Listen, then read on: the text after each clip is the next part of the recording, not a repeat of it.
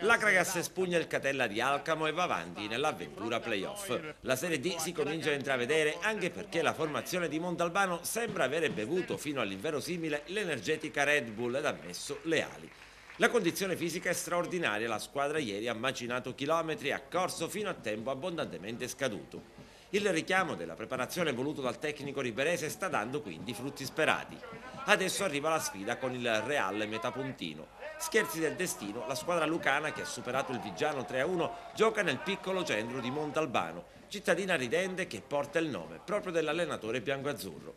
Ad Alcamo l'Acragas ha giocato da grande squadra anche perché serviva solo un risultato, la vittoria. La migliore posizione in classifica dei bianconeri di Ciaramella non dava scampo agli agrigentini. Il pareggio avrebbe promosso proprio i bianconeri. Sul terreno del Catella è bastata una doppietta di Biondo, un vero tormento per la retroguardia alcamese. Eppure la trasferta era cominciata nel peggiore dei modi. Infatti Montalbano ha dovuto rinunciare per infortunio a Guastella e dopo pochi minuti, sempre per infortunio, all'attaccante Marasco. Eppure l'Acragas non ha subito nessun contraccolpo, anzi tutti hanno raddoppiato gli sforzi. Montalbano si è affidato ad una retroguardia che ormai ha blindato la porta. Questo grazie al portiere Infantino che è cresciuto parecchio e riesce a fare dormire sonni tranquilli all'intero reparto. Sempre vivo il russo sono due stantuffi, l'Alcamo non ha mai impensierito realmente il guardavalli agrigentino. Ma il blitz trapanese porta la firma anche dei circa 500 agrigentini che in pullman e con auto proprie ha raggiunto la struttura alcamese per spingere la squadra verso il grande traguardo. E ieri sera grande accoglienza per la squadra allo Stadio Esseneto dove si sono radunati centinaia di tifosi per applaudire Montalbano e la squadra al completo. Ora però comincia il difficile, bisogna attendere l'esito del sorteggio per capire chi giocherà la prima in casa tra Acragas e Real Metapontino. Una gara perfetta dell'Acragas che non fa ragionare l'Alcamo e con due bei gol di Biondo chiude la finale.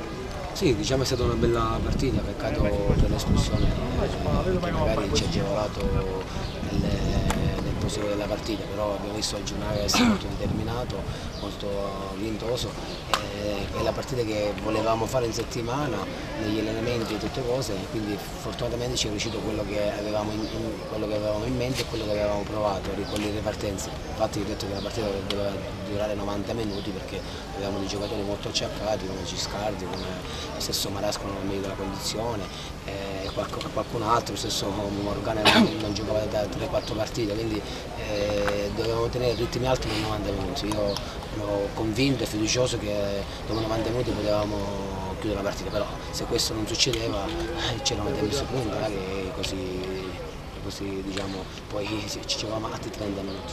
In promozione è la Pro Favara centrale la finalissima regionale che la vedrà opposta alla Tiger Messina. Guarda caso lo stesso avversario che i giallo-blu di Crescenzo hanno affrontato in Coppa Italia. Contro l'Aragona ieri è finita 1-1, rete del vantaggio ospite con l'ex di turno Cambiano al 23esimo del secondo tempo.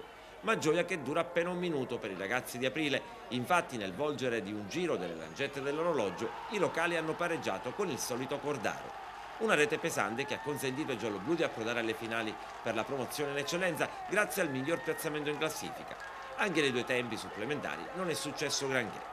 Favara doppia finale, quella dei playoff che ha conquistato adesso con la finalista dell'altro girone, in prospettiva poi della Coppa Italia. Diciamo che è un'occasione in più per andare in eccellenza, ma non significa nulla. Potrebbero essere 3 le finali, ma se non ne vince almeno una non è concluso niente e tutti si dimenticano di tutto.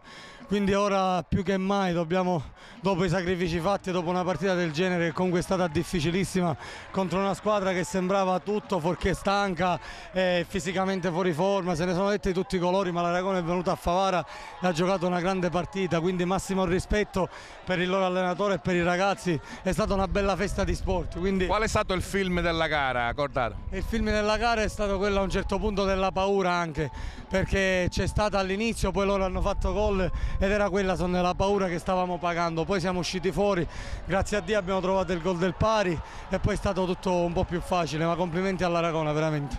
Una bella partita combattuta, qualche breve episodio, comunque era una finale, perché la finale si gioca come si può.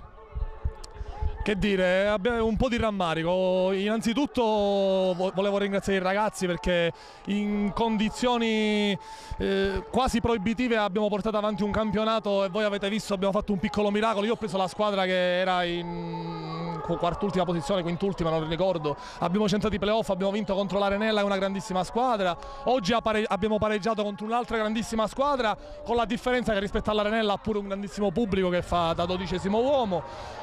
Vi rubo solo 2 parole, dispiace soltanto che persone, parlo di politici, vengano a fare propaganda al campo e poi si tirino indietro quando c'è da metterci la faccia, o qualcun altro tra i dirigenti è venuto un pochino a mancare. Questi ragazzi hanno portato avanti gli ultimi 2 mesi praticamente senza prendere soldi, se non qualche piccolo rimborso. C'è gente come me che fa tanti sacrifici ed essere arrivati a giocare questa partita è stato un'impresa. Faccio i complimenti a questo pubblico, spero che vadano in eccellenza a questo punto perché lo merita la piazza.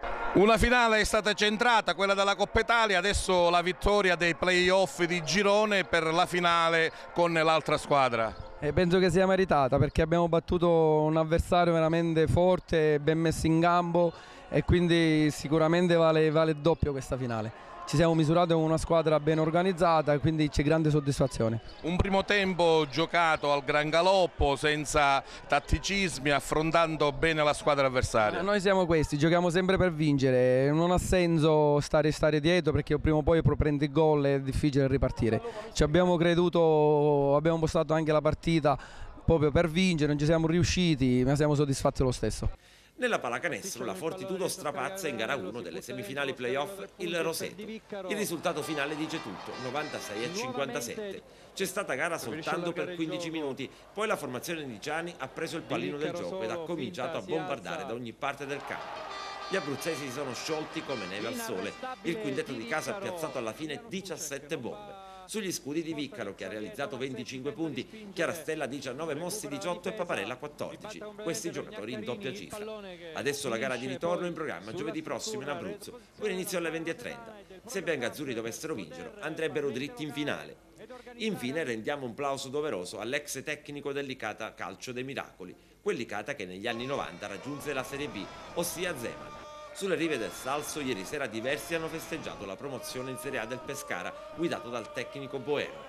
Un successo che ha del miracoloso considerato che la rosa abruzzese era inferiore almeno sulla carta a diverse squadre della B. Felici quindi per Zeman ma con una punta di nostalgia per quei tempi andati che hanno fatto sognare un'intera città.